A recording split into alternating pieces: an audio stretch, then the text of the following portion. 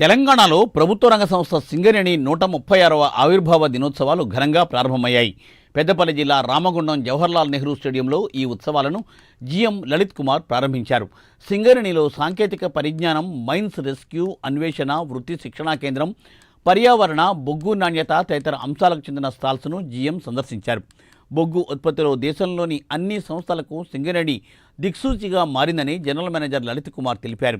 సింగరేణి అభివృద్ధి కోసం కార్మికులు, ఉద్యోగులు నిరంతరం శ్రమిస్తున్నారని అభినందించారు. ముఖ్యంగా ఈనాటి ప్రెస్ క్లబ్ నిర్వహిస్తున్న శ్రీ కిరణ్ బాబు గారు, డీజీఎం పర్సన్, సింగరేణి ఉద్యోగులు, వారి కుటుంబ సభ్యులు పెద్ద ఎత్తున ఈరోజు పండుగ వాతావరణంతో మనము వేడుకలు జరుపుకుంటున్నాము. ఇది సింగరేణి పని సంస్కృతికి ఇది పండుగ. సింగరేణిలో ఒకే కుటుంబం, ఒకే లక్ష్యం, ఒకే గమ్యం అన్న నినాదానికి ఇది పండుగ. మనం సింగరేణిలో ఉన్న ఉద్యోగులు, వారి కుటుంబాలు, వారి యొక్క అంకిత భావాన్ని మరొక్కసారి పునరంకితమవుతూ ఈ యొక్క సంస్థను మరెన్నో తరాల పాటు ముందు తీసుకుపోవడానికి, పునరంకితం అవడానికి ఇదొక పండుగ.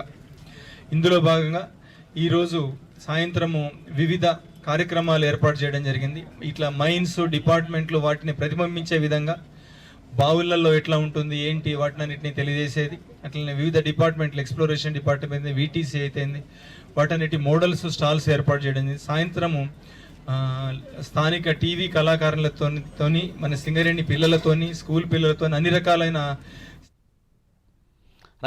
ఇవి ఈ బులెటిన్ అప్డేట్స్.